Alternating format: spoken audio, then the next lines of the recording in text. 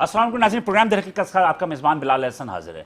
नाज़रीन, मईशत के हम रोना रोते हैं कि पाकिस्तान जो कि एक तरक्की याफ्ता मुल्क तो नहीं कह सकते हम, एक तरक्की पजीर मुल्क में अभी तक मौजूद हैं। गुज़श्ता 73 वर्षों में 73 वर्षों में हम तरक्की पजीर मुल्क हैं, और कब तक हम तरक्की पजीर मुल्क रहेंगे हमें इस बात का अंदाज़ा नहीं है। लेकिन हम मईशत की जब बात करते हैं तो मईशत में हम उस बड़ी सनतों की बात करते हैं जो कि एक्सपोर्ट ओरिएंटेड हैं, जिसमें कि टेक्सटाइल है, चमड़े की सनत है, जूते साजी की सनत है, सीमेंट की सनत है, सरिया की सनत है। हम बड़े सनतों की बात करते हैं मईशत के इस्तेकाम के लिए। लेकिन शायद कि हम ये भूल जाते हैं कि सबसे ज़्यादा वो सनतें कामयाब होती हैं जिससे कि उससे मुंसलिक दीगर छोटी बड़ी सनतें कायम रहें, ताकि उस सनतों के चलने की वजह से। हम यहाँ पर मिसाल दे सकते हैं तामीराती सनती शोबे की। तामीरात की जो सनत है वो यकीनी तौर पर हमारे मुल्क पाकिस्तान में अभी तक उसे वो मकाम नहीं मिला जो मकाम उसे मिलना चाहिए था, क्योंकि तामीरात के सनत से तकरीबन 70 से ज़ायद एलाइड इंडस्ट्रीज़ जो है उससे जुड़ी हुई होती हैं। जब तामीरात की सनत तरक्की करती है तो यकीनी तौर पर जो 70 से ज़ायद जो लोग हैं वो तरक्की करते हैं। बहरहाल हम यहाँ पर ये देखते हैं कि हर कारोबार के अंदर बड़े ताजिर भी होते हैं, स्मॉल एंड मीडियम एंटरप्रेन्योर्स भी होते हैं। उसी तरह तामीराती शोबे में भी हमारे पास बड़े बिल्डर भी हैं, दरमियाने बिल्डर भी हैं और छोटे बिल्डर भी हैं। तो आज हम इस प्रोग्राम को जो मौजू बनाएंगे वो बनाएंगे तामीराती सनत को, कि तामीरात की सनत को हम कहाँ तक तरक्की देकर इस मुल्क को मज़ीद तरक्की की बुलंदियों पर पहुँचा सकते हैं। प्लस उसके साथ जो 70 जो एलाइड इंडस्ट्रीज़ हैं, वो 70 एलाइड इंडस्ट्रीज़ में जो लाखों लोग काम कर रहे हैं उनके रोज़गार को किस तरह बढ़ाने के मौके पैदा किए जा सकते हैं। हम यहाँ पर यह भी बताएं कि हमने ये देखे कि कराची शहर के अंदर बड़े बड़े प्लाजे देखे जिसमें कि बड़े बड़े बिल्डर इन्वॉल्व होते हैं जो कि मल्टी हाई राइज बिल्डिंग बना रहे होते हैं। बड़े बड़े इश्तहारात हमने अखबारात में देखे। लेकिन हम यहाँ पर यह भी देखना चाहते हैं कि इसमें छोटे बिल्डर्स भी होते हैं, दरमियाने डायम के भी बिल्डर होते हैं जो कि छोटे प्लॉट्स पर काम कर रहे होते हैं, छोटे प्लॉटों को वो डेवलप कर रहे होते हैं। क्यों?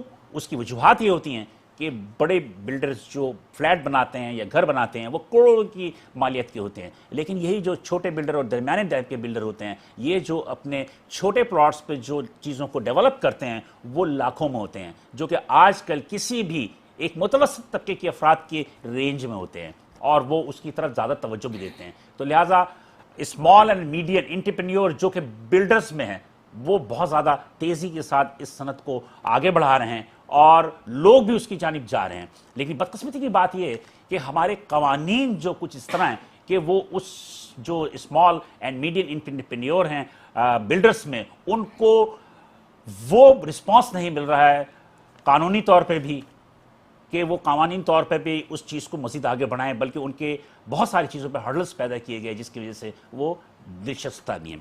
तो लिहाजा आज मेरे साथ जो इस प्रोग्राम में मौजूद हैं, जिन मेहमानों का उन मेहमानों से मैं आपका तारुफ कराऊंगा, लेकिन यहाँ पर मैं एक छोटी से आपको एक रिपोर्ट दिखाऊंगा। उस रिपोर्ट के बाद हम आपको दोबारा हाजिर होंगे और अपने मेहमानों से मैं आपको तारुफ कराऊंगा। मईशत की तरक्की का पहिया हमेशा हुकूमती पॉलिसियों के मरून मिन्नत होता है। बदकिस्मती की बात रही है कि मुल्क की तरक्की के लिए हमेशा गुज़श्ता 73 वर्षों से गिने चुने सनतों पर ही भरोसा किया जाता है और इन सनतों को लातादाद मुराद देने के बावजूद एक महदूद ज़र्रे मुबादला 20 से 22 अरब डॉलर से ज़ायद हासिल नहीं किया जा सका है अब तक, जबकि मुल्क में दीगर कई शोबे ऐसे हैं जिनकी तरक्की से मुल्क की लातादाद सनतें तरक्की कर सकती हैं और लाखों अफराद को रोजगार हासिल हो सकता है। इनमें तामीरात का शोबा सर फहरिस्त है। तामीरात छोटी हो या बड़ी, इनसे जुड़ी हुई 70 से ज़ायद छोटी बड़ी सनतें तरक्की करती हैं और नेज़ रोजगार भी फराहम करती हैं। हम हमेशा बुलंद व बाला इमारतों की तामीरात को ही फ़ौक़ियत देते हैं, जबकि इस वक्त बिलअमूम पूरे मुल्क और बिलखुसूस कराची में बड़े तामीराती इदारों की जानिब से तामीर किए जाने वाले प्रोजेक्ट में फ्लैट्स या 1 यूनिट बंगलों की कीमतें इतनी ज़्यादा हैं कि हर औसत आमदनी वाले शख्स की दस्तरस से बाहर है। यही वजह है कि कराची के मुख्तलिफ इलाकों में पोर्शन बनाने का सिलसिला उरूज पर है और आवाम की जानिब से सस्ते और काबिल दस्तरस होने की वजह से मकबूल है। हम इन्हें तामीराती शोबे के SMEs भी कह सकते हैं, लेकिन बड़े तामीराती इदारों की मुखालफत के बायस इस शोबे को गैरकानूनी करार दिया गया है, जिसकी वजह से तामीर होने वाले पोर्शंस को सबलीज नहीं दी जाती, जबकि प्रॉपर्टी रजिस्टर भी नहीं होती। लेकिन अवाम में मकबूल होने की वजह से इनकी तामीरात और फरोख्त का सिलसिला उरूज पर है। हमारे पॉलिसी साजों को सोचना चाहिए कि लीज और रजिस्ट्री के मामलात को हल करके हुकूमत अरबों नहीं खरबों रुपए रेवेन्यू हासिल कर सकती है। वेलकम पर नाज़रीन, हम दोबारा हाजिर होते हैं इस प्रोग्राम में। और जैसा कि मैंने इंट्रो में आपको बताया था कि तामीराती सनत में जो भी इंटरप्रेन्योर हैं, स्मॉल एंड मीडियम, वो इंटरप्रेन्योर्स की जो मसाइल हैं, मुश्किलात हैं, उसको हम डिस्कस करेंगे। तो सबसे पहले मैं आपको मेरे मेहमानों का तारुफ करा दूं। मेरे पहले मेहमान जो मेरे सीधे हाथ से मैं इसका तारुफ का सिलसिला शुरू करता हूं, नवेद मेमन साहब हैं। नवेद मेमन साहब हैं, ये ओनर हैं Memon state builders and developers के। ये लियाकताबाद एंड नाज़िमाबाद में ज़्यादा काम करते हैं। मेरे दूसरे मेहमान हैं मोहम्मद आरिफ साहब, जो कि हैं हमजा रियल इस्टेट से ताल्लुक़ रखते हैं इनका। मेरे तीसरे मेहमान हैं रेहान खान साहब, जो कि कराची रियल इस्टेट से ताल्लुक़ रखते हैं। मेरे उल्टे हाथ पे आते हैं तो मेरे साथ मौजूद हैं जनाब शकील अब्दुल अजीज़ साहब, शकील गुलजार साहब, Shakeel Memon and Memon property and proper से, अच्छा। और शकील गुलजार साहब मेरे साथ मौजूद हैं, जो कि SG एसोसिएट्स हैं, ठीक है जी। और मेरे तीसरे मेहमान हैं जनाब नाजिम अब्दुल अजीज साहब, जो कि बिल्डर हैं। आप मतलब कि नाम आपने कंपनी का तो बताया नहीं, सिर्फ बिल्डर की नाम बताया। ये 6 मेहमान मेरे साथ मौजूद हैं। और मैं सबसे पहले नवेद मेमन साहब से गुफ्तगू का आगाज करूंगा। नवेद साहब, आप अपने आप को SMEs कहते हैं कि बहुत बड़े बिल्डर नहीं हैं, छोटे बिल्डर, छोटे और दरमियाने। बिल्कुल मसाइल ये है कि जैसा भी आपने बड़ी अच्छी बात की कि इस कराची शहर में बहुत बड़े बड़े बिल्डर्स हैं, मगर उनकी क्वांटिटी बहुत कम है। जो स्मॉल बिल्डर हैं उनकी क्वांटिटी बहुत ज़्यादा है, और बहुत ज़्यादा है। जो हाई रेज बिल्डिंग वो बना रहे हैं, 2.5 करोड़ 3 करोड़ के फ्लैट से उनका मेरे ख्याल में शायद गुजारा नहीं होता। मगर हम ये कोशिश करते हैं कि जो हम मुकामी लोगों को जो है अप्रोच करें, और मुकामी लोग जो इस वक्त ख़ास तौर पे जिनके बच्चे बड़े हो गए, जवान हो गए, उनके पास रिहाइश का कोई बंदोबस्त नहीं है, तो हम छोटे छोटे यूनिट्स बना के उनको वहाँ पर अवेल करते हैं। मतलब देखिए 80 गज के प्लाट हैं, 216 गज के प्लाट हैं, 400 गज के प्लाट हैं, इससे बड़ा काम नहीं हो सकता उन इलाकों के अंदर। जैसे मैं आपको लालू खेत की बात करूँ, लियाकताबाद की, लियाकताबाद बेसिकली एक कनेक्टेड इलाका है। बहुत सारे ऐसे लोग हैं जो लियाकताबाद को छोड़ना नहीं चाहते, वो वहीं रहना चाहते हैं, मगर उनके पास अप्रोच नहीं है, पैसा नहीं है। जब उनके बच्चों के हिस्से उनको दे दिए जाते हैं तो वो छोटे छोटे यूनिट 15 लाख 16 लाख 20 लाख के यूनिट ढूंढते हैं और वो उसमें रहना शुरू कर देते हैं। हमारे साथ सबसे बड़ी प्रॉब्लम ये है कि जब हम उनको ये जगह देते हैं, अवेल करवाते हैं उनको, और उनको वहाँ शिफ्ट करवाते हैं, तो थोड़ा सा प्रॉब्लम ये हो जाता है कि वो सब लीज और जो वाटर का मसला और जो बिजली का मसला, वो हमारे लिए बड़ा मसाइल बन जाते हैं। क्योंकि कराची अब बढ़ते चले जा रहा है, बढ़ते चले जा रहा है।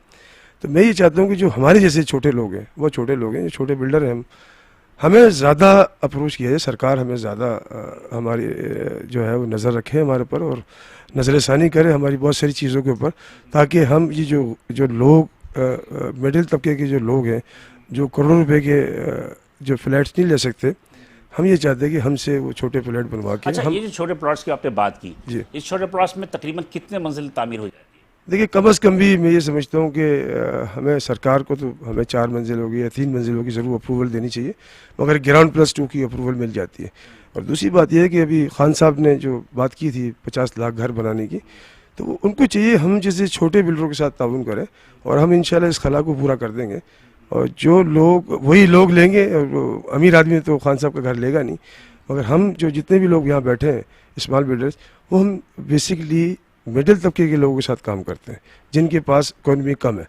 तो मेरी रिक्वेस्ट ये, सरकार से भी रिक्वेस्ट ये कि वो हम जैसे छोटे बिल्डर्स को प्रमोट करें, ताकि हम खान साहब का जो सरकार का जो विज़न है, ख़ास तौर पे ये 50 लाख घरों का, हमें अगर इस पे हमारी नज़रसानी की जाए और हमें ये काम करने दिया जाए आसानी के साथ, तो हम इस खला को 2-4 साल में जी अजीज साहब, आप क्या कहेंगे? आरिफ साहब, आपकी अपनी क्या समझ, जो इन्होंने बात कही उस बात को ओन करते हैं? आपके प्रॉब्लम्स जो हैं वो प्रॉब्लम कहाँ पे हैं? नवेद साहब ने जो भी अर्ज़ किया बहुत बेहतरी के साथ अर्ज़ किया, क्योंकि ये हमारे बहुत सीनियर हमारे कारकुन हैं, और इन्होंने बहुत अच्छे अच्छे यहाँ पर लालू खेत के अंदर काम भी किए हैं। तो उसको मद्देनज़र रखते हुए जो भी बयान किया वो बहुत अच्छी बात की। मैं अपने तमाम रियल इस्टेट के हवाले से बात करना चाहता हूँ कि इस वक्त नाज़ाबाद में या नाज़ाबाद से बाहर जो भी बिल्डर्स काम कर रहे हैं, उसमें से कुछ बिल्डर ऐसे हैं कि जो पोर्शन को बनाते हैं, फ्लैट्स बनाते हैं, मगर वो एक एक चीज़ कई लोगों को फ़रोख्त कर देते हैं।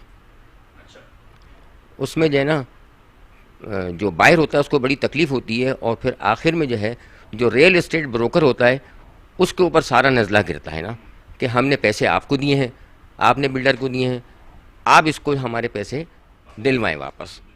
तो ऐसे लोग जो होते हैं, तो वो तो ऐसे लोगों के लिए आप लोगों ने कोई रखा है सत्यबाप के ऐसे लोगों को एंट्री ना दिया जाए या उनका हौसला शिकनी की जाए उनकी?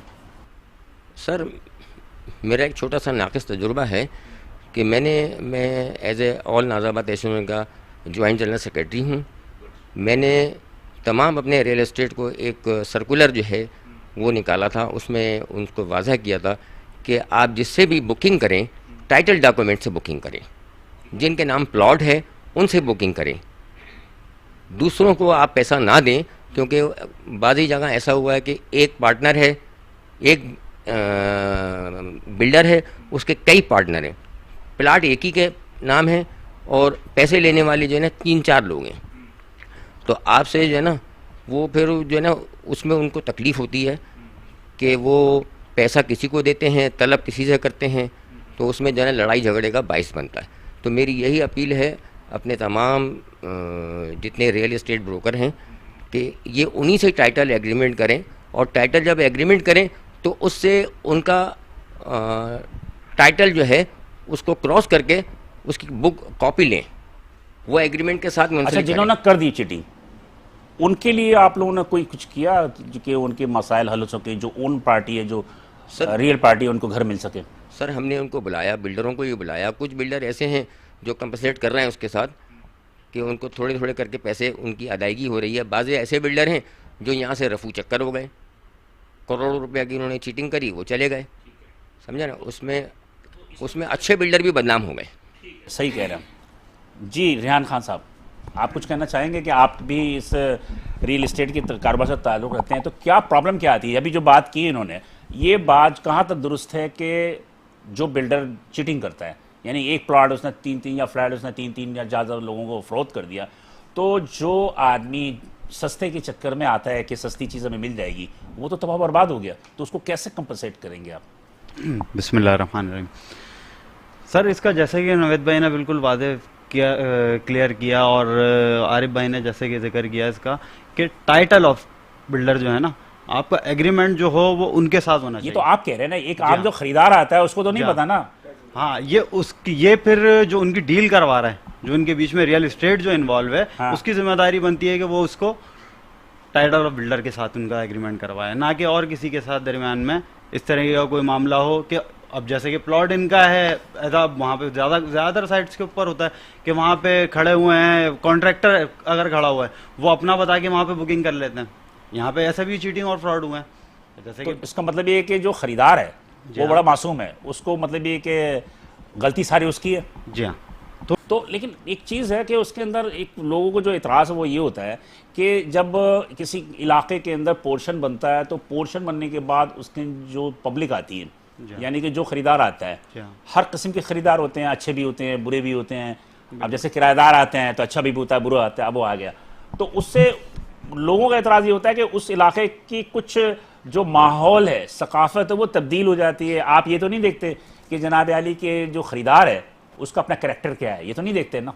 नहीं, बिल्कुल इस चीज़ की इस चीज़ को कोई नहीं देखता। इस चीज़ को तो इसमें थोड़ा सा लोगों का ये इतराज़ है कि सस्ते के चक्कर में जो जराइम पेशा अफराद होते हैं, या जो मतलब ये कि आप समझ लें कि उसको कि थोड़ा सा लोगों के अच्छे लोगों में रहने के काबिल नहीं है, वो लोग भी आ जाते हैं। तो ये लोगों का एतराज़ है। तो क्या इसकी तरफ कभी कोई कानून बनाने की कोशिश किया आपने कि ऐसे भी लोगों का एतराज़ ना हो? बिल्कुल सर, यहाँ पे इस चीज़ का कानून बना हुआ भी है। अब जो लोग इस चीज़ को फॉलो करते हैं, जो कि आपने बात करी कि आप जराइम पेशा को ले लें, हाँ। जराइम पेशा अफराद अगर आपके घर के अंदर रेंट के ऊपर आके रहते हैं, तो इसका बाकायदा एक प्रॉपर तरीक़ेकार ये है कि आपका जो एग्रीमेंट होता है, इसकी अटेस्टेशन है, इस इलाके का जो थाना होता है उसके अंदर आके आप उसको अटैच करवाते हैं अपने एग्रीमेंट को। लेकिन जो खरीदता है पोर्शन, उसको तो अटैच करनी, उसको वो तो नहीं जाता, वो एक ही एग्रीमेंट होता है उन दोनों के बीच में, वो जाके अटैच होता है थाने से, ठीक है, वो वहां से परमिशन मिलती है तो फिर वो ले सकता है। मतलब ये इसका एक लीगल तरीका ये निकाला था, इसका हल ये निकला था तकरीबन कोई आज तीसरा साल है, ठीक है, जिस फॉलो करते हुए, मतलब तीसरा साल है। बाकी ये है कि खुद इंसान ये देखे, ज़्यादातर इसको हम जैसे रियल इस्टेट वाले जो होते हैं वो लोग थोड़ा सा इसके ऊपर ध्यान दें कि किसी का अगर यहाँ पे हम लोग यहाँ पे फैमिली शिफ्ट करवा रहे हैं, कोई घर में किस तरह का उसका बैकग्राउंड क्या है, उसके मामला पीछे क्या हैं, थोड़ी सी हमारी नॉलेज हो ना तो ये आसानी होती है फिर। मतलब आप खुद भी काम कर रहे हैं ना, तो मतलब ये बिल्कुल। कि आप लोग माशाल्लाह पे जब इसी बातें कर रहे हैं जी, तो जी, आप जी। लोग भी इस मामले को देखेंगे मजीद, बिल्कुल। जिसमें कहाँ पर भी कमजोरियां हैं कि लोगों के इलाके के लोगों को जो है वो इतराज ना हो। बिल्कुल। इनकी गुफ्तगू को हम मज़ीद आगे बढ़ाएंगे और कुछ और भी बारीकियों को हम पूछेंगे, लेकिन यहाँ पे एक छोटा सा ब्रेक लेंगे और ब्रेक के बाद दोबारा हाजिर होते हैं, तो हम इस गुफ्तगू के सिलसिले को जारी रखेंगे, साथ रहिएगा। वेलकम बैक नाज़रीन, प्रोग्राम दर हकीकत में हम दोबारा हाजिर हैं और आज हम जिस मौजू पर गुफ्तगू कर रहे हैं, यकीनी तौर पे आप भी इसमें इंटरेस्ट लेंगे कि बिल्डर्स में जो एसएमईज होते हैं, यानी स्मॉल एंड मीडियम एंटरप्रेन्योर्स, जिससे दूसरे कारोबार में होते हैं, इसी तरह बिल्डर्स में भी होते हैं, तामीरात में। और शकील गुजार साहब से हम यही गुफ्तगू कर रहे थे, जो कि वक्फे जाने से कबल हम जो गुफ्तगू कर रहे थे। तो शकील साहब, बात यह है कि मसाइल आपके अपने, मुश्किलात अपनी जगह। अब सवाल ये पैदा होता है कि इस काम को गवर्नमेंट इलीगल क्यों समझती है? सर, गवर्नमेंट इलीगल इसलिए समझती है कि जो बड़ी बड़ी मछलियाँ हैं और बड़े बड़े बिल्डर हैं वो इसको पनपने नहीं दे रहे। अब सबसे बड़ा प्रॉब्लम ये है, मैं आपकी अपनी मिसाल देता हूँ, हम लोग एक सफ़ेद पोश तबके से हैं, ठीक है ना। किसी के पेरेंट्स की डेथ होती है, वो 4 भाई हैं, 2 बहनें हैं, हर भाई बहन एक पोजीशन में नहीं होता। जब वो बंटवारा होता है, पहले बंटवारा होता था 100-100 साल में, अब उम्रें कम हो गई हैं, अब बंटवारा हो जाता है जल्दी जल्दी। तो जब वो घर लेने निकलते हैं, किसी बड़े प्रोजेक्ट में जाते हैं, किसी बड़े बड़े जो नाम हैं, तो उधर 3 बेड ड्राइंग लॉन्च का फ्लैट जो है, कमर्शियल फ्लैट, कमर्शियल बिल्डिंग में वो मिलता है 1.5 करोड़ से 2.25 करोड़ रुपए का, इस वक्त इतने का है। शायद आप मेरी बात से एग्री करेंगे, ठीक है ना। फिर उसमें इससे ज़्यादा ही, मैं कम से कम बता रहा हूँ, ठीक है ना, मिनिमम अमाउंट बता रहा हूँ। और पोर्शन जो है वो 133 गज का अगर एक पे एक फ्लोर बन रहा है, तो वो इस वक्त जो है वो 80 से 85, 75 से 80 लोकेशन वाइज मिल जाता है, जिसमें 2 भाई 1 बहन 5, 10, 20 साल गुजार देते हैं। वेल फर्निश्ड, हाँ, 5, 10, 20 साल गुजार देते हैं सफ़ेद पोशी के साथ। उसमें वो तालीम भी हासिल कर लेते हैं, अपनी लाइफ भी बना लेते हैं। तो इस वजह से ये पोर्शन सिस्टम जो है ना, ये देखिए, ये हज़ारों की तादाद में बन चुके हैं, वो बन भी रहे हैं। और ये ज़मीन के ऊपर बने, ज़मीन के नीचे नहीं बने। तो मेरी अपनी जो गवर्नमेंट है, अपनी मुअज़्ज़ज़ अदलिया है, हमारे बहुत अच्छे इदारे हैं, SBC है, KDA है, इसमें अच्छे अच्छे बहुत क्वालिफाइड लोग हैं, SBCA में इंजीनियर हैं, KDA में इंजीनियर हैं। तो इनसे रिक्वेस्ट ये है कि इसको रेगुलाइज कर दें, और रेगुलाइज करने से आप फ़र्ज़ कर लें, इस वक्त आप जिस इलाके में बैठे हैं, सिर्फ 2 नंबर नाज़माबाद में, तकरीबन मैं ये समझता हूँ, अगर आप कैलकुलेशन करेंगे तो इस वक्त 20,000 पोर्शन यहाँ है, और बहुत सारे कम से कम ज़ेर तामीर भी होंगे। ज़ेरे जो है, मैं उनकी बात कर रहा हूँ। अगर 20,000 पोर्शन की आप 1 लाख रुपए फी डॉक्यूमेंट फीस रख दें, और इसमें रजिस्ट्रार ऑफिस और म्यूटेशन में इसको डिवाइड कर दें, तो अरबों रुपए रेवेन्यू सिर्फ एक इलाके से आएगा, और लोगों की ज़िंदगी भर की जमा पूंजी जो है वो सेफ हो जाएगी। जो 70 से 75 लाख का इस महंगाई के दौर में पोर्शन खरीदता है, वो कोई करोड़पति तो है नहीं।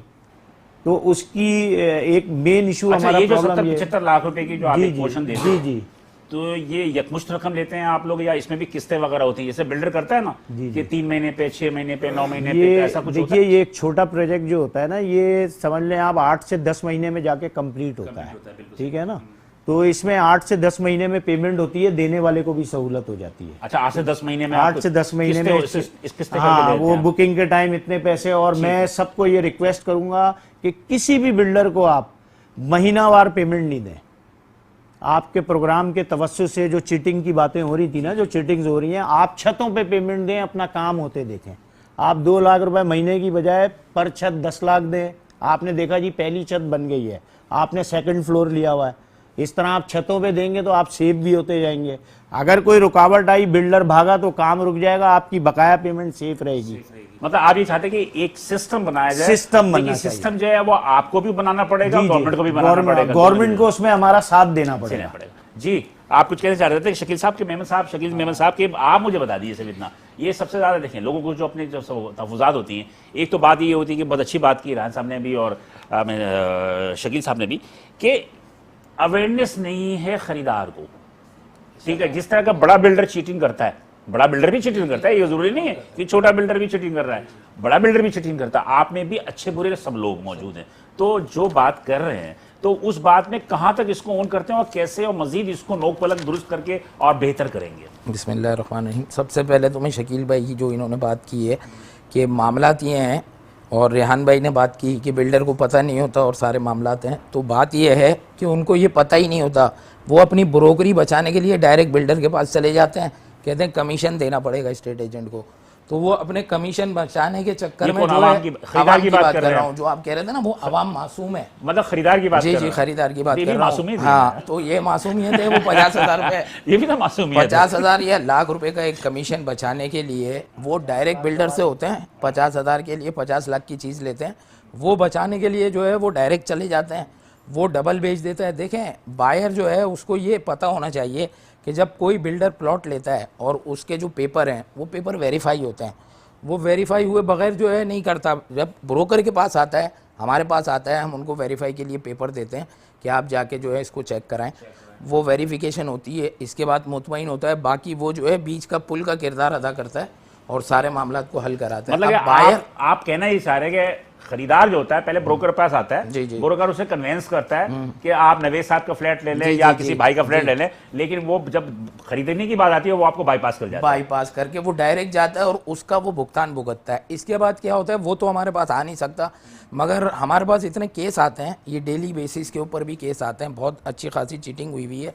तो यही मामलात हैं। एक तो सबसे आवाम से, आपके तवस्सुल से मेट्रो के मैं आवाम से गुजारिश करूंगा कि खुदारा जो है ना, टाइटल देख के एग्रीमेंट करें, ऑन टाइटल जो भी है आप उससे एग्रीमेंट करें, इसके अलावा आप एग्रीमेंट ना करें, क्योंकि टाइटल का एग्रीमेंट नहीं होता, इसके बाद बिल्डर कहता है मैंने एग्रीमेंट थोड़ी किया, तीसरा आदमी एग्रीमेंट करता है आप और वो इस इसको बात को on थोड़ा नहीं सा करता। वाज़ेह कर दीजिएगा कि अगर मैं खरीदार हूँ, जी, सपोज बिल्कुल। मैं आपके पास आता हूँ जी। कि मुझे एक पोर्शन लेना है सपोज, तो पोर्शन जब लेना है तो मैं पहले जो स्टेप है वो सबसे पहले तो उस प्लॉट के कागजात को जो है बिल्कुल, वेरीफाई बिल्कुल। करूँ, तो उस प्लॉट के कागजात मुझे कौन देगा? बिल्कुल ब्रोकर देगा, ब्रोकर देगा। बिल्कुल देगा। अच्छा, जब उससे वो लेके फोटो कॉपी लेके केडीए चले वो जाएं, KDA जाएगा, वहाँ वहाँ से केडीए उसकी से वेरीफाई verification, होगा, बिल्कुल। केडीए से वेरीफाई होगा, उसके बाद फिर वो जो भी उसके बाद जो अगला है step जो प्रोसेस भी है। आगे बढ़ता है। आगे बढ़ने के बाद, अच्छा, ये ज़्यादातर चीटिंग यूँ होती है वही ब्रोकरी बचाने के चक्कर में, कि वो 50 लाख की चीज़ ले लेगा मगर 50,000 ब्रोकर को नहीं देगा।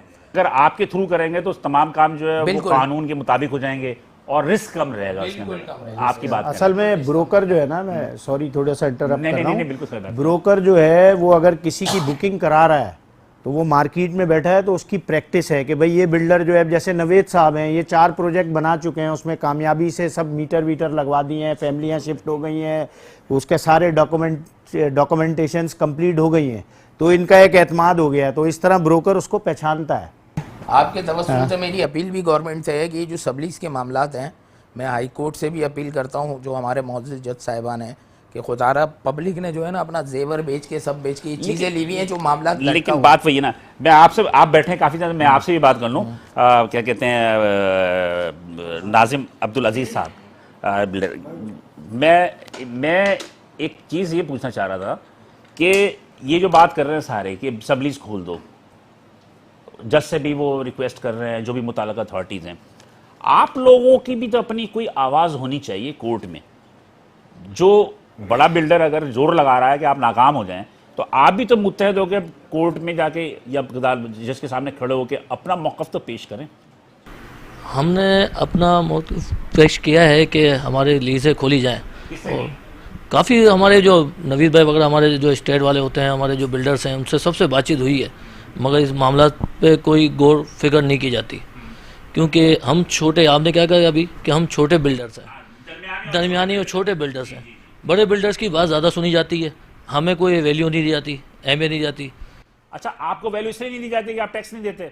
नहीं, टैक्स पे तो हैं, मगर उस तरह से टैक्स पे नहीं है जो बड़े लोग होते हैं, जो हाई राइज बिल्डिंग बना रहे हैं। जैसे कि हाँ, हाई राइज जो बिल्डिंग बना रहे हैं वो बड़ा टैक्स दे रहा है। अच्छा, उसका प्लाट बड़ा है तो उसके बाद बड़े लोगों से ताल्लुकात भी ज़्यादा हैं। ताल्लुकात होते हैं उनके, तो वो बड़े लोगों से ताल्लुकात अपने ज्वाइन करके अपने मामला सीधे कर लेते हैं, हमारे को अहमियत नहीं दी जाती इस मामला में। तो आप ये समझते हैं कि आप जो अपने फ्लैट्स बनाते हैं तो वो कितने मखसूस फ्लैट में कितने गज की ज़मीन तक की होती है? यानी कि तकरीबन 120, 240।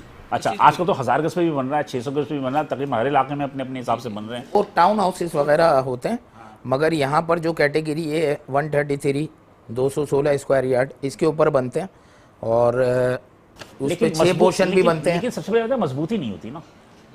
नहीं, मजबूती होती है कि अक्सर मैंने देखा, मैं मौजद के साथ मैंने खुद भी दौरे किए लियाकताबाद में है, दूसरे इलाकों में भी गया, मैंने ये देखा कि नाज़रीन के बहुत सारी चीज़ें ऐसी हैं वहाँ के एक इलाके के जो लोग हैं वो खुद भी शिकायतें कर रहे थे कि बिल्डर ने जो चीज़ें बनाई हैं वो मतलब कि बहुत ही हल्का बनाया, उसने सीमेंट कम बनाया, सारा कुछ किया, तो लोगों की भी शिकायत है। तो आप लोग इस जानिब भी तवज्जो देते नहीं देते कि जनाब अली कि मटेरियल सही इस्तेमाल करें? जी, यही क्वेश्चन मैं आपसे करूँगा कि मटेरियल का हिसाब किताब रखते हैं नहीं रखते, इसलिए कि मैंने आपको प्रोग्राम सुनने से पहले भी बात कही थी। आज से कुछ अर्से पहले चले जाए, मेरे ख्याल में शायद 80-90 लाख रुपए का 216 गज का मिल जाता। आज वही यूनिट 4.5 करोड़ का है। तो जब वो बेचते हैं तो फिर वो हाई रेस बिल्डर पे जाते हैं। जब बड़े इलाके में मैं ये बार बार कहता हूँ कि इस वक्त जो बड़े बिल्डर है उसको छोटे बिल्डर ने बनाया है। छोटा बिल्डर नहीं होगा, वो यहाँ प्रॉपर्टी नहीं खरीदेगा, तो ये किस तरह से ट्रेवल करके वहाँ पर जाएंगे? अच्छा, वो हमारा पत्नी क्या सही उनके साथ मसला, वो हमें बिल्डर समझते नहीं है। आपको तो समझते नहीं? हाँ, समझते नहीं, वो कुछ भी नहीं समझते। मैं बड़ी रिक्वेस्ट करता हूँ कि हमने उनको बनाया। हाँ। दूसरी बात हुई चीटिंग की या उसकी। देखिए, आप कितनी भी एहतियात कर लें, चीटिंग अगर जिसने करनी है वो तो करेगा, किसी न किसी बहाने से ज़रूर चीटिंग हो जाती है। मगर उसका ये जो शकील भाई हैं या आरिफ भाई हैं, इनका एक बहुत बड़ा इदारा है, ये उनको बुलाते हैं, उनके मसाइल को हल करते हैं और कुछ परसेंटेज में हो जाती है। अब अगर आपके बड़ा बिल्डर भी ऐसा भागता है, वो सब कुछ ले आता है। बड़े बिल्डर में भी, बड़े बिल्डिंग में भी छोटा बिल्डर जो है वो सिर्फ और सिर्फ गलती वहाँ करता है जब इनलीगल प्रैक्टिस करता है, उसकी बिल्डिंग डिमोलिश हो जाती है, फिर उसको जानबूझ के भागना पड़ता है बेचारा, मुझे सर्वाइव नहीं कर पाता। मुझे सब कुछ है, लेकिन एक बात मुझे बताइए, चलिए आप और शकील भाई तो आप लोग तो ज़्यादा तजुर्बेकार हैं, मुझे बताइए कि ये जब बिल्डिंगें गिरती हैं जी, इसका रेशो आप लोगों की तरफ ज्यादा है? अच्छा देखिए, मैं आपको बिल्कुल सच बात बताता हूँ, मेरा दावा है आप लोगों की तरफ ज्यादा है, बड़े बिल्डिंग के इतना नहीं गिरते, पाकिस्तान मीडिया से, पूरे पाकिस्तान के मीडिया से, हाँ। सरकारी इदारों से, गवर्नमेंट से और अदलिया से मैं जजमेंट निकलवा लीजिए कि कोई नई बिल्डिंग नहीं गिरी आज तक। 2 फ्लोर बनाया किसी ने, फिर इसके बाद 12 साल के बाद उस बिल्डर को ख्याल आया कि मैंने छत भी बनानी है, तो जब वो छत डालता है तो फिर क्लैप्स होता है। नई बिल्डिंग आज तक मेरी हिस्ट्री के हिसाब से लालू के नहीं गिरी। मैं तो ये वर्षा वाली बात, अभी ये आप इतनी बड़ी बिल्डिंग गिरी यहाँ पर गोलीमार में, जी जी, इसका भी साथ भी यही मसला था कि हर 4-5 साल के बाद वो छतें डाल रहे थे उसको। टिम्बर मार्केट में गिरी, टिम्बर मार्केट में पुरानी बिल्डिंग थी, पुरानी मतलब नहीं 10-12 साल पुरानी थी वो, ज्यादा वही तो उसमें किसी जमाने में आपने खुद ने प्रोग्राम किया था हाँ। कि वहाँ आग लगी थी किसी जमाने में, है ना, तो उसमें सरिये तो ओल्ड हो गया था। मैं दावे से कह सकता हूँ कि हमारे जो है बेसिकली जो हम लोग हैं ना, देखिए हम अपनी बहन को देते हैं फ्लैट, किसी की बहन को, दोस्त की बहन के, हम बहुत छोटे बिल्डर हैं, किसी के भाई को देते हैं, हम अपने जानने वालों को ज़्यादातर बेचते हैं, अप्रोच करते हैं। तो हम किस तरह गलत मटेरियल लगा के उस बिल्डिंग को गिरा सकते हैं? अभी पिछले दिनों की बात है कि हमने एक बिल्डिंग बनाई, उसकी प्लंथ 1 इंच निकल गई। आप मीडिया ले जाए लालू खेत में, वहाँ पर मैंने अपनी नई बिल्डिंग डिमोलिश कर दी कि नहीं यार, मैं ये इस काम को मैं अप्रोच नहीं कर सकता। बहुत सारे ठेकेदार, अब आपने कहा इंजीनियर, हम अफोर्ड ही नहीं, नमक के बराबर लोग होते हैं आप जैसे लोग जो कि अपना नुकसान करके जो है उसको कर रहे हैं, बहुत कम लोग होते हैं। देखिए बहुत सारे लोग अच्छा काम करना चाहते हैं, मगर मैं बार बार एक बात करता हूँ कि सरकार जो है ना वो हमारी रहनुमाई करे। सरकार हमारी माँ बाप बने, हमारे माँ बाप बने, हमारे सर पे हाथ रखे। आप यकीन मानो, हम ये सारा जो इशू है ख़ास तौर पे ये बिल्डिंग्स बनाने का और ये लोगों को घर देने का, हम बड़े आसानी से बड़े गरीब लोगों को, हमारे लालू खेत में हमने 31 लोगों को किस्तों। अभी आप गवर्नमेंट को कौन कौन सा टैक्स देते हैं?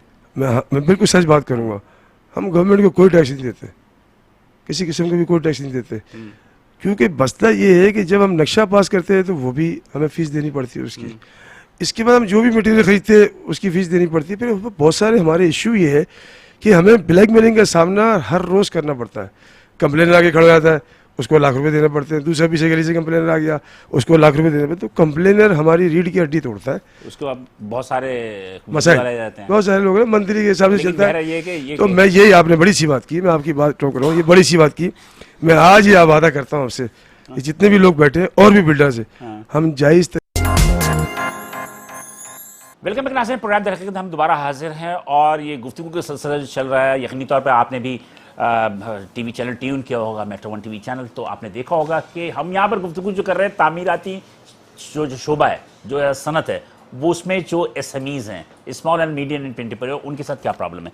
तो शकील साहब, आबाद की तरह आप क्यों नहीं बनाते एक प्लेटफॉर्म?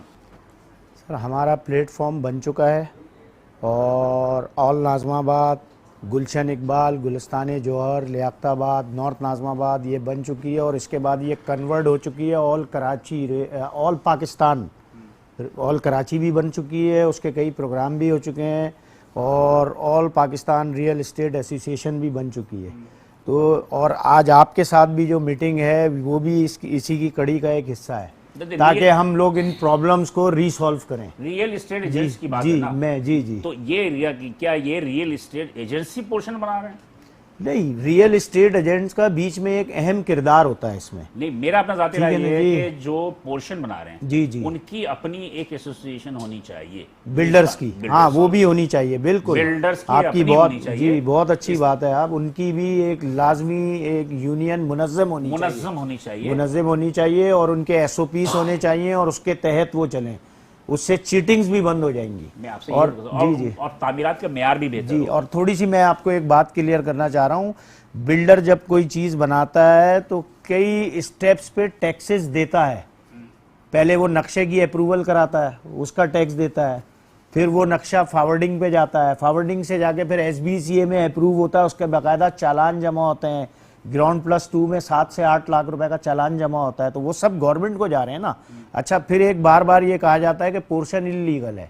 अगर पोर्शन इलीगल है तो जैसे मैंने एक पोर्शन ले लिया, मैं 3 साल बाद बेचता हूँ, इसकी सेल डीड होती है, गवर्नमेंट ऑफ पाकिस्तान के टिकट लगते हैं, उसकी रजिस्ट्री सिंध सेक्रेटरीट से रिलेटेड इदारा रजिस्ट्रार ऑफिस, वो 13 ग्रेड का अफसर होता है, वो उसकी रजिस्ट्री करता है, पेशकार साथ बैठा होता है।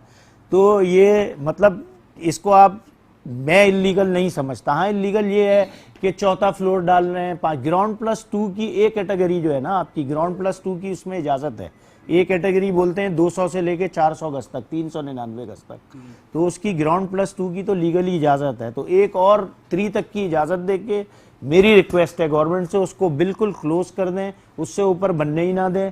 और उसमें जो थोड़ी बहुत फिजिबिलिटी मिलती है, बिल्डर भी कनायत पसंदी करे, उससे बिल्डिंग के ऊपर लोड भी कम आएगा और छोटे प्लॉट जो हैं ये लोगों के लिए भी आसानी होगी। अच्छा, अब रही बात इसके सबलीज का मसला है, सबलीज भी तो नहीं होती ना। जब तक सबलीज का मामला हल नहीं होगा तो कैसे उसको लीगल सर, जब इसको लीगली वे दे देंगे तो सबलीज खुद ब खुद होगी और सबलीज होगी। अब जाहिर सी बात है, एक कोई खातून है बेचारी, बेवा है, उन्होंने अपनी पूरी जिंदगी भर की जमा पूंजी ले ली है, 70-75 लाख रुपए का पोर्शन, तो उनको सबलीज करके देनी चाहिए।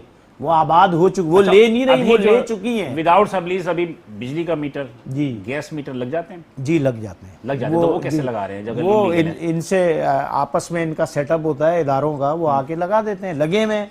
ठीक है, आप पोर्शन में भी जाएंगे, मैं कहूंगा नहीं लगे, लगे में।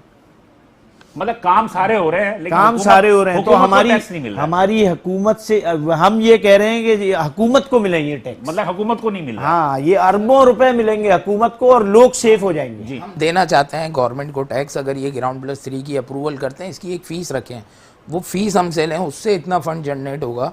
बाकी जो सबलीजों के मामलात हैं, जैसे कोर्ट की तरफ से बंद है, अभी बात हो रही थी पहले, तो लोगों ने घर ले लिए मगर वो सेफ एंड सिक्योर नहीं है, या तो फिर उसको पोर्शन डीड का नाम दें, इनडिवाइडेड शेयर कर दें, वो परसेंटेज के हिसाब से इनडिवाइडेड शेयर कर दें और मोटेशन दे दें, ताकि अगर वो उनको इनलीगल बोलते हैं तो इस तरीके से ये लीगल हो जाएगा। नहीं, उसमें एक और चीज़ भी है ना कि मिसाल के तौर पे अगर वो आपको लीगल कर देते हैं तो बात वही थी ये जो नवेद साहब ने की कि क्या ये बात सही है कि बड़ा बिल्डर जो है वो इसमें हर्डल पैदा कर रहा है? बिल्कुल करते हैं सर, बड़े बिल्डर नाम लेते हैं वो बड़े, मगर ये छोटों को तो तकलीफ ही देते हैं ना। तो ये भी एक पैचअप होता है, काम नहीं करने दिया जाए। लोग तो देखें, आबादी जो है ज़्यादातर लोग जो है ना वो बहुत मीडियम तबका है, वो 2 बेड लाउंज यहाँ तक सरवाइव कर सकते हैं। 3 बेड 3-3 करोड़, 2.25-3 करोड़ के कोई फ्लैट नहीं ले सकते। मतलब कि आप लोगों को फैसिलिटेट कर रहे हैं जो कि गरीब आदमी है। जी जी, और मैं जो भी है वो उसको बेहतर करें। जी आरिफ, मतलब आपसे, आप बड़े खामोश बैठे हुए हैं, मेरे ख्याल में सोच रहे होंगे।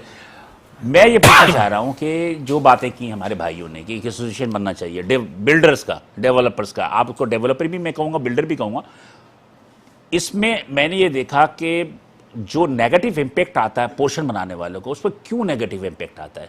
क्या वजूहत है कि लोग जो है उसे उस निगाह से नहीं देते जो एक बड़े बिल्डर को देखते हैं? क्या वजह है? सर, बड़े बिल्डर जो हैं वो उनकी एक अपनी रेपो होती है ना, पैसा ज़्यादा होता है, पैसा ज़्यादा होता है, लोग उन पर ट्रस्ट करते हैं। छोटे बिल्डर्स पे ट्रस्ट कम होता है कि ये पता नहीं ये बिल्डर है, ये बनाएगा भी नहीं बनाएगा, कब बनाएगा, कब मिलेगा, समझे ना। तो उस वजह से बड़े बिल्डर पर लोग ज़्यादा ट्रस्ट करते हैं, मगर यह है कि जब जैसे छोटे बिल्डर काम करते हैं, इनको भी जो है ना अप्रोच करना चाहिए, और हम अप्रोच करते हैं कि जो भी लोग ख़रीदार हैं, ये छोटे, जिनके पास छोटी मूड़ी है, कम पैसे हैं, वो छोटे बिल्डरों से ज़्यादातर जो है ना काम करें, और अपने जो कैपिटल है उस कैपिटल में उनकी ख़रीदारी हो जाए ना, कि उनका घर भी बन जाए, उनके सर छुपाने की जगह छत भी मिल जाए। लेकिन बात ये है ना कि छोटा बिल्डर जो है अपनी हैसियत को मनवाने के लिए आपको मुत्तहद होना पड़ेगा। लेकिन हमने तो ये देखा कि लालू खेत का बिल्डर जो है अपनी देखता है, नाजाबाद वाला अपना देखता है, हर अपने देखता है। आप लोगों को भी मुत्तहद होना पड़ेगा ना, आप लोग मुत्तहद नहीं है ना। सर मैंने इसके ऊपर बहुत कोशिश की है, और मैं काफ़ी जो है लोगों को कायल करता हूँ कि जैसे हमारी यूनियन बनी हुई है रियल इस्टेट की, ऐसे बिल्डर्स की भी एक यूनियन होनी चाहिए, उससे बहुत सारे हमारे फ़ायदे हैं। इसलिए कि जैसे कि एक एसएमईज़ होते हैं, उनकी एसएमईज़ की एक अहमियत है। ताजिर तिजारत में जाएंगे आप तो एक एसएमईज़ की एक अहमियत है। एक बड़ा ताजिर होता है, एक दरमियाना छोटा ताजिर होता है एसएमईज़ की। लेकिन मैंने ये देखा कि पोर्शन की जहाँ नाम आ जाता है ना, लोगों के जहनों में एक नेगेटिव इम्पैक्ट आता है। तो इस नेगेटिव इम्पैक्ट को हटाने के लिए आपको क्या ऐसा करना चाहिए कि लोगों का एतमाद बढ़े? सर ये तो बिल्डर को चाहिए कि बिल्डर जो है ना अपनी एक कारकर्दगी, अपनी एक जो है क्या कहना चाहिए उनको, ईमानदारी, रेपो, अपनी तामीरात, अपनी संजीदगी का मुजाहरा करना चाहिए। जो है ना पोजीशन दे, समझे ना, और इसी से ही जो है ना उनका एतमाद बहाल होगा। चले नवीद भाई, आप आखिरी कलमात कहते रहिए। हाँ, मुझे ये बात का जवाब दीजिए कि आप लोगों का जब पर्शियन का नाम आता है तो लोग थोड़ा सा नेगेटिव इम्पैक्ट में जाते हैं, वजह क्या है? अभी आरिफ भाई ने एक बात की, मैं ये समझता हूँ कि लोगों का एतमाद स्मॉल बिल्डर्स पे ज़्यादा है, बहुत ज़्यादा है। और आप यकीन माने कि हम लालू खेत में कोई घर लेते हैं ना, तो 12 के 12 जो घर हमसे खरीदने वाले वो हम पहले खड़े होते हैं, टूटने से पहले हम उस पोर्शंस को भी बनाते हैं।